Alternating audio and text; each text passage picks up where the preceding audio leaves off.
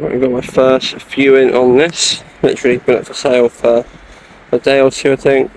So hopefully, apart from the bodywork with the big scratches and whatnot on the bonnet, it's pretty bad to be fair, and the rear bumper,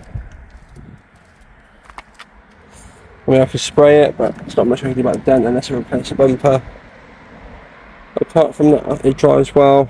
Given it a service, fresh MOT, is up for $18.50. So, which I think, you know, for a Golf that's been well kept and serviced and whatnot, it's pretty decent.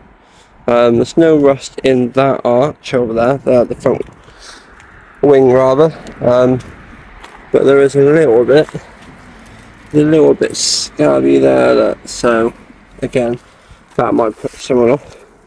It just depends how picky they are really for a fairly high mileage. It's what, 122k, 2 litre diesel. So yeah, let's wait and see. So that's a Golf sold on to its new owner. A chap travelled from Birmingham, turned up in a brilliant and tastefully modded Mazda MX-5, so I already knew he was a car enthusiast. He appreciated the description I included that highlighted some minor issues with the car, mainly all cosmetic related, so he didn't feel like he was wasting his time travelling. He had a good look around it, did all the necessary checks, took it for a good test drive and put it through its paces. And yeah, upon arriving back from the test drive, he kind of knew it was a car for him, as he just wanted to put his own stamp on a VW Golf and just make it his own really. Due to a few cosmetic issues that wasn't really economical to repair, I advertised it actually quite cheaply at £1,650, and also due to the mileage as well, which to be fair isn't that high for a Golf. He did cheekily offer £1,400 straight away, but after a bit of to and fro in and a bit of negotiation, we struck a deal at £1,550. That made me a little bit of money, but also I know he went away kind of feeling he had a pretty good deal there as well. So he filled out the paperwork, transferred some funds, and he was soon on his way. So let's run through the figures on the Golf. I originally purchased it, including fees from British Car Auctions, BCA, for £758.96.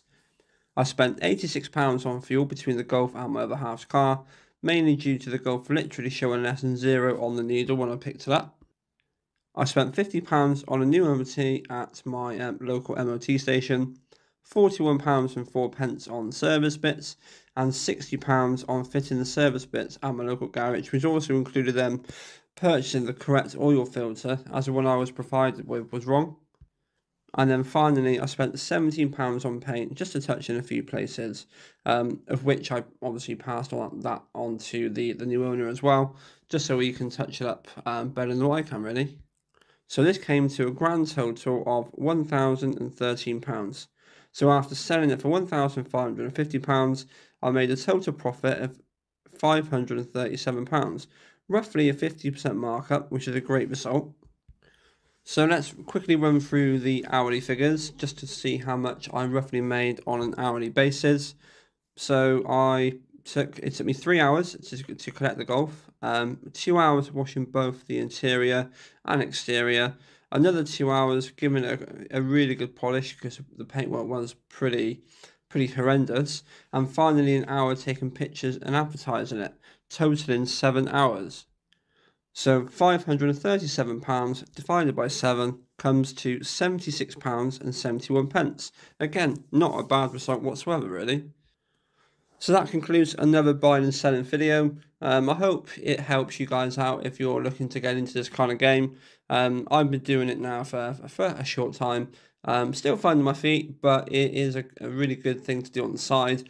And potentially, you know, who knows, depending on how well you do, you can make it into a full-time job, which, you know, seeing a few YouTubers done it already, it can be quite lucrative, to be fair. So yeah, that concludes this video. If you have any other questions or comments, then feel free to reach out. More than happy to answer them. I'm normally at work during the daytime, so bear with me. So it's normally in the evenings or weekends I can get back to you. So yeah, many thanks for watching, and I'll see you in the next one.